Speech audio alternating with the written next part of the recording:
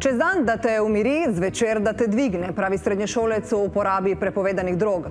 Starost ni nobena ovira za dostop do drog, s katerimi eksperimentirajo in si lajšajo težave. Do njih pripovedujejo, pridejo z lahkoto in kadarkoli.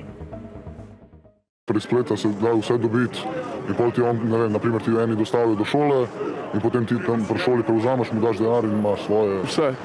Od kokaina do trave. Podatki Evropske agencije za droge so skrb vzbujajoči. Skoraj vsak drugi dijak prvega letnika srednje šole meni, da je kanabis v Sloveniji zelo lahko dostopen. To nas skupaj z Dansko in Nemčijo uvršča na prvo mesto med 37 evropskimi državami. Vsak peti meni, da zelo lahko pride tudi do kokaina. Od vseh evropskih držav pa je prav v Sloveniji mladim najbolj dostopen močno zasvojljiv krek. Tako meni vsak 7., 15. in 16. letnik. Te snovi dobijo na črnem trgu, nove psihoaktivne substance pa so dostopne v trgovinah, kjer jih lahko kupi vsak.